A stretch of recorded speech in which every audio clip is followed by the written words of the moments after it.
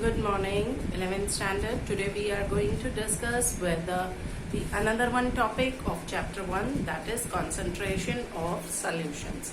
Okay beta, so concentration of solutions. Before doing that, we have discussed in my previous one video about the mole concept and what is mole concept and the numericals based on the mole concept.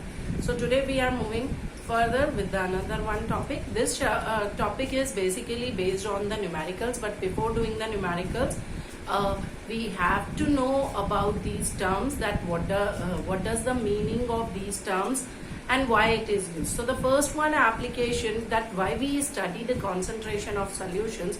As all of you know that there are so many reactions, chemical reactions taking place every day, every moment in our surroundings, but maximum number of the reactions which carried in the laboratories, that is carried over in the solution. So in solutions, if the reactions carried over, so it is must to know about the term, basically that how much amount of solute or how much amount of substance that is to be dissolved in a particular solution. So for that it is compulsory or it is necessary to know about these different terms which we are using in our labs for the concentration of solutions. As all of you know, a solution is nothing but it is a homogeneous mixture in which two or more than two substances can be dissolved in a uniform proportion at any ratio, but in a uniform composition. So any two or more than two chemically non-reacting substances which dissolve together, which added together in a uniform composition throughout the solution, that is known to as a true solution or a homogeneous mixture. And if a solution consists of only the two component, दो component present हो, one is major and one is minor, या equal या कुछ भी, then such a solution is known as a binary solutions. And about the binary solution you will study in detail in your 12th standard. There is a separate chapter solution in 12th standard which we discuss further on, in which we are going to study about all the properties of binary solution. But right now we have, as I have already told you, that many reactions carried over in the lab, and so it becomes important to study about the concentration of solution. So concentration of solution क्या चीज है बेटा? It is just the amount of a substance present in its given volume. ठीक है, किसी भी volume के अंदर किसी सब्सटेंस का कितना अमाउंट प्रेजेंट है उसे हम उसकी कॉन्सेंट्रेशन कहेंगे, या उस सोल्यूशन में वो सब्सटेंस कितना प्रेजेंट है उसे हम क्या कहेंगे, उसकी कॉन्सेंट्रेशन कहेंगे, which we can explain or which can be measured with the help of different terms like molarity, molality, mole fraction, mass percent or weight percent. Normality is also there, ये भी होती है, ठीक है, but it is not now included in your syllabus. मैं थोड़ा बहुत इसके बारे में आपको करा दूंगी. Otherwise normality is also used to describe or to express the concentration of solution, but that is not in your syllabus. All right, so these are the different terms with the help of which we are able to find out or able to calculate the concentration of solutions. Okay, so one by one we are going to discuss about that. First of all, please just note down, pause the video and note down this much. Okay. Okay beta, so now we are talking about the different terms. First one term, such concentration term comes up, mass percent और weight percent. ठीक है, ये सबसे पहली term आती है. तो mass percent और weight percent is what? It is the amount, or mass percentage is nothing but mass of solute in gram upon mass of solution. क्या बोला मैंने? मल्टीप्लाइड बाय 100, क्योंकि परसेंट में ले रहे हैं, सो multiplied by 100. So it is the mass percentage is nothing but it is the defined, or it is the mass of solute in grams present in 100 gram of the solution. या आप numerically करना चाह रहे हो तो mass of solute upon mass of solution into 100 हो जाएगा. We will solve out the numericals in next one my video, but today we are going to this much. हम इन टर्म्स को समझते हैं कि ये क्या क्या है. ऐसे ही अगर हम बात करते हैं, स्ट्रेंथ टर्म कई बार यूज की जाती है. Calculate the strength of following solute. अच्छा, बिफोर डूइंग दिस मैं पहले आपको, क्योंकि यहाँ पे सल्यूट सोल्यूशन आ रहा है तो ये भी बता दूं. तो solute is the amount of a substance present in a solution in small quantity. Solute, जैसा मैंने कहा, बाइनरी सोल्यूशंस हैं, तो बाइनरी सोल्यूशन में दो कंपोनेंट होंगे. तो the component which is present in a small amount, the amount of a substance which is present in a small amount in solution is called solute, and the amount of the substance which is present in excess amount या in large quantity in solution, that is known as a solvent. ठीक है, याद रहेगा. and solute plus solvent is equals to solution. ठीक, तो अगर हम उसमें बात करते हैं तो स्ट्रेंथ की बात की जाए तो स्ट्रेंथ इज बेटा, strength is nothing but it is defined as the amount of solute, क्या defined as the amount of solute in grams present per liter of solution. या दूसरी भाषा में आप बात करें तो mass of solute in gram upon volume of solution in liter or cubic decimeter. तो सिंपली हम कह सकते हैं कि जितना सल्यूट प्रेजेंट है, mass of solute in gram upon volume of solution in litre या क्यूबिक डेसीमीटर. नेक्स्ट टर्म आ जाती है हमारी molarity, which is a very very important term, जिसका कि यूज बहुत ज्यादा होगा. Even in practicals also we are going to discuss this one term. इस पर हम न्यूमेरिकल्स भी बहुत सारे करेंगे.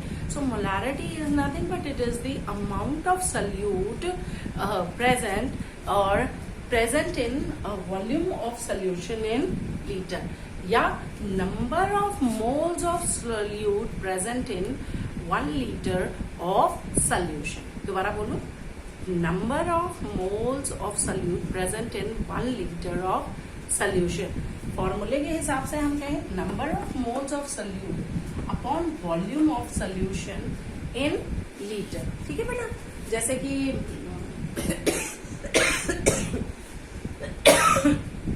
हम बात कर रहे हैं मोलारिटी, तो इसकी यूनिट जो होती है obviously number of moles of solute. तो इसकी यूनिट बनेगी, एसआई यूनिट होती है, unit is mole per litre. क्या होती है? SI unit is mole per litre. Okay, number of moles of solute, how we can calculate the number of moles of solute? So number of moles of solute, that is equals to given mass upon molar mass. क्या? Given mass upon molar mass. And there is one more equation further you will use to calculate the molarity of any solution. Suppose मुझे किसी molarity और उसका volume का solution दिया हुआ है और मुझे उसे दूसरी गिवन मोलारिटी के या गिवन वॉल्यूम में कन्वर्ट करना है, और कितने में मुझे वो कितनी मोलारिटी का सेम सोल्यूशन चाहिए होगा. तो उसके लिए हम एक इक्वेशन यूज करते हैं, that is M1V1 is equals to M2V2. ठीक है, molarity and volume of previous solutions, molarity and volume of the solution is to be converted, जिसमें कि आपने उसको कन्वर्ट करना है. फॉर एग्जाम्पल, एक एग्जाम्पल मैं यहाँ पे समझाती हूँ कि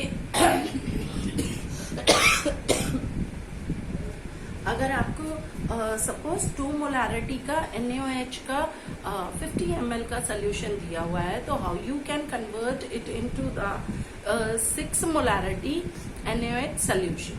ठीक है, तो उसको 6 मोलारिटी के NaOH सोल्यूशन को कन्वर्ट करने के लिए कितने वॉल्यूम की जरूरत पड़ेगी? तो from here with the help of this equation you can find out the volume. ठीक है, तो आप उसका क्या ढूंढ सकते हो बेटा, वॉल्यूम फाइंड आउट कर सकते हो. ऐसे ही किसी और केस में आप क्या ढूंढ सकते हैं, उसकी मोलारिटी ढूंढ सकते हैं. अगर मुझे बाद वाला जिसमें मुझे कन्वर्ट करना है उसका वॉल्यूम दिया हो, या हमें M2 V2 गिवन है तो हम उसकी M1 निकाल सकते हैं. M2 V2 गिवन है, V1 गिवन है तो हम M1 फाइंड आउट कर सकते हैं. ये भी हम समझेंगे with the help of the numericals.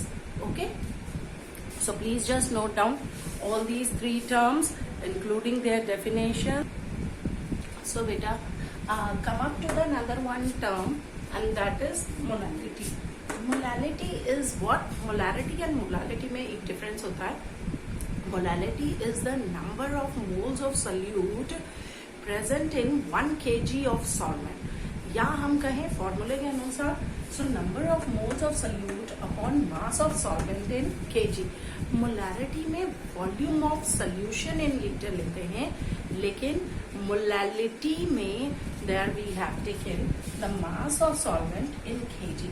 इसकी एसआई यूनिट क्या बनेगी, that is mole per kg, and it is represented by small M. इसको बेटा लिखते हैं हम स्मॉल एम से है, वेयर एज मोलारिटी सॉरी ये यहाँ पे it's molarity. Molarity is represented by capital M और इसकी यूनिट होती है mole per litre. So molarity is the only one term which depends upon the mass of solvent. Rest of all the concentration terms depends of the volume of solution in liter.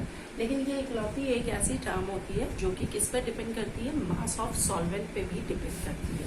ठीक है, तो ये ध्यान रखिएगा.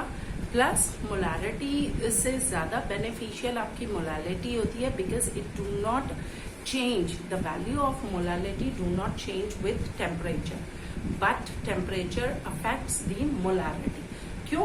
क्योंकि molarity जो है that depends upon the volume of solution, and volume that goes on changing with the change in temperature, whereas it depends only on the mass of solvent and mass do not depend on the temperature.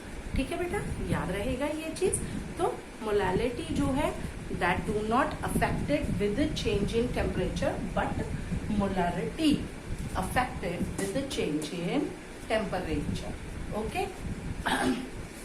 Next term आ जाती है. तो हमारी यहाँ पर जो 4 concentration terms थी हमने खत्म कर दी, but still the another one term I will explain it to you. It will ask in your competitive exams also.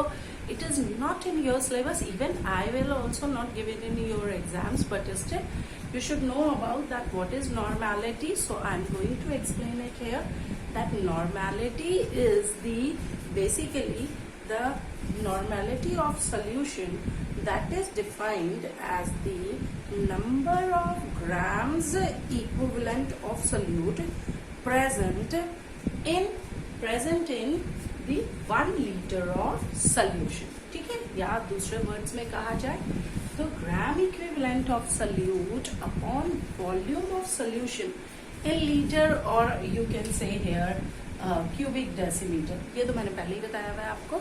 So cubic decimetre that gives us a normality which is represented by capital N. अब आ जाता है ma'am what is gram equivalent, या how we can calculate the number of gram equivalent. So number of grams equivalent बेटा is mass of solute, दोबारा बोल रही हूँ, mass of solute in grams upon equivalent mass of solute. ध्यान से have a patience, ये भी बताएंगे. ठीक है, 1 by 1 we are going to solve out. Mass of solute in grams upon equivalent mass of solute gives us the number of gram equivalent, और number of gram equivalent of solute upon volume of solution in liter gives the normality. यहाँ पर clear हो गया. Normality calculate करोगे, number of grams of equivalent mass. ठीक है, number of grams equivalent, number of grams equivalent calculate करोगे कैसे, mass of solute का कितना मास है ग्राम्स में दिया हुआ upon equivalent mass of solute. Now, how we can calculate the equivalent mass of solute? That can be based on मुझे आज थोड़ा सा खांसी हो रही है, सो एक्सक्यूज मी अगर बीच बीच में ज्यादा हो रहा हो. Equivalent mass of an acid, that is equals to what? That is equals to molecular mass of an acid upon basicity. Now, equivalent mass जो है that can be varied or that can be calculated by three methods. First, equivalent mass of acid, equivalent mass of a base and equivalent mass of a salt. तो अगर कोई acid present है तो उसका कैसे करेंगे बेटा? Molecular mass of that acid upon basicity. अगर आपका इक्विवेलेंट मास ऑफ बेस है तो molecular mass of base upon acidity. ठीक है, what is acidity, what is basicity, ये मैं आपको बताती हूँ, अभी रुक जाइए. ठीक है. और अगर equivalent mass of a salt है तो equivalent mass of a salt is molecular mass of that salt upon total valency. जो भी replaceable positive, total positive valency of metal atoms. ठीक है, जितनी भी वैलेंसी मेटल एटम के ऊपर होगी वो अपॉन में आ जाएगी. ठीक है, इंस्टेड ऑफ बेसिसिटी और acidity. Now the next basicity क्या होती है? So basicity is the number of replaceable H positive ions जो displaceable H positive ions present in that acid होते हैं. That number of H positive ion is that acid basicity. Similarly, अगर किसी हम base की बात करते हैं तो बेस के अंदर number of displaceable या replaceable OH negative ions present in that base is the acidity number of that base. ठीक है. और सॉल्ट का तो मैंने बता ही दिया कि जितना भी मेटल आयन के ऊपर चार्ज होगा, जितने भी टोटल पॉजिटिव चार्ज उस मेटल एटम के ऊपर होंगे सॉल्ट में, वो हम यहाँ पर लेंगे इंस्टेड ऑफ बेसिसिटी और एसिडिटी. फॉर एग्जाम्पल बेसिसिटी की बात करते हैं तो HCl बात करूं तो HCl में 1H positive is present, so it's basicity is 1. So H2SO4 में 2H positives are present. ठीक है, so its basicity is 2. और अगर हम फॉस्फोरिक एसिड ले लेते हैं H3PO4 तो इसके अंदर 3H पॉजिटिव होते हैं, तो इसकी बेसिसिटी कितनी? 3 है. ठीक है बच्चा. तो in this manner we can calculate the normality of a solution. ठीक है. Thank you.